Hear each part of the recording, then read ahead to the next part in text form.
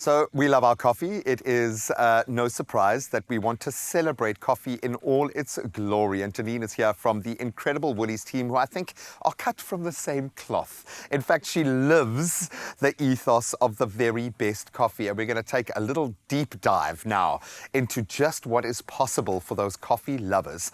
And trust me, we are going to open your eyes. I wish we could open your nostrils and you could smell what's wafting across right now. But Janine is obviously part of a team that goes to very great lengths to ensure that we get the best.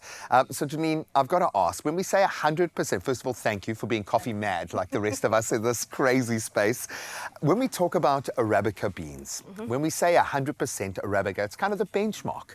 Why? What does it actually mean? So you get quite a few coffee varieties that are grown, but the only two commercially viable ones are Robusta and Arabica.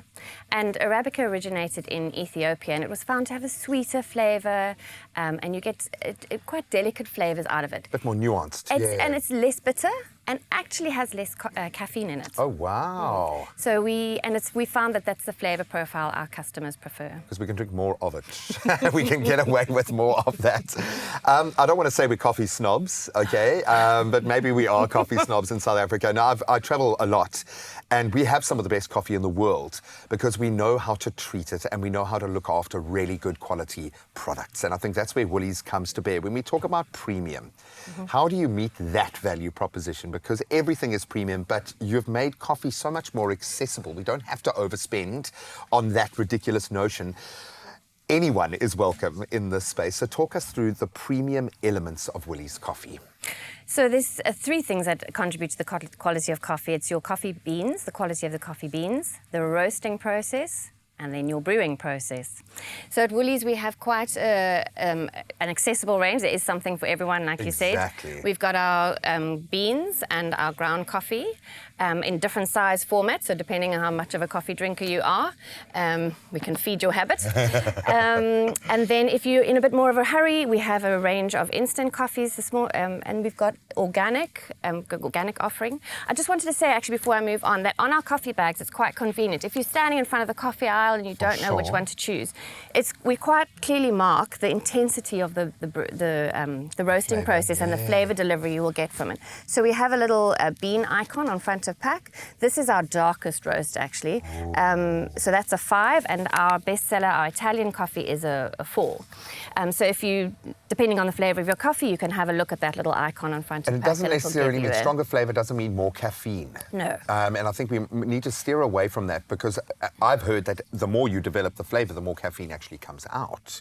So it's as far as I know. because my thing is, like, you want a really good coffee, but you don't want to feel like you're being excessive with the amount of caffeine in it. And I think that there is a balance here. And it's just the intensity of the flavour that you're looking for. And that's we are here for. Now, I've got to ask, because there are so many ways that you can experience your coffee, which says to me it's like Charlie and the Chocolate Factory in your little development kitchen there. How do you guys stay inspired? Because there's always new trends, but you still stay true to the core values. How do you get that right? So it's important to listen to your customers, and so we always listen to our customers' feedback, and we're constantly researching new trends around the world.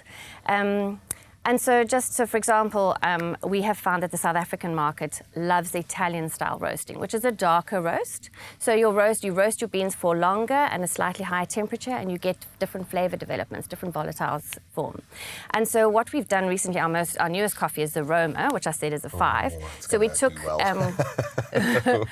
based on the Italian coffee popularity, we've roasted the beans for longer and to give a more intense, more chocolatey notes.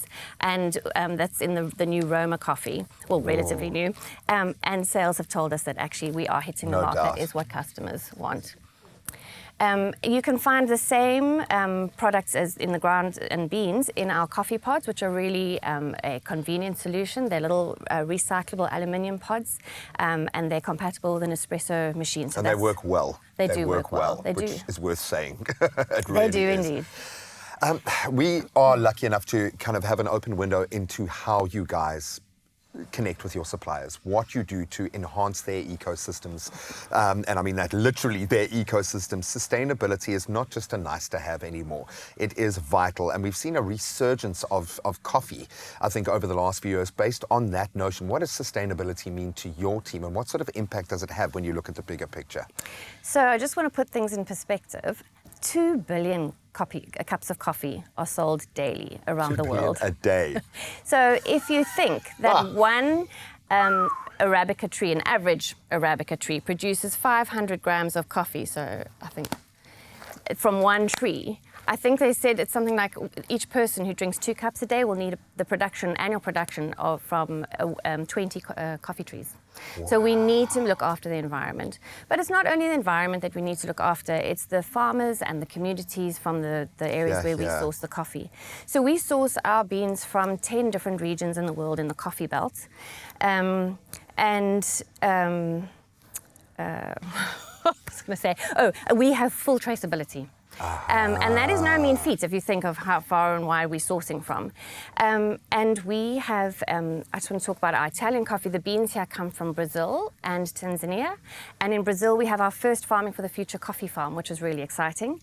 And in Tanzania, we have a wonderful project that is actually going live this month. It's called Project Canopy.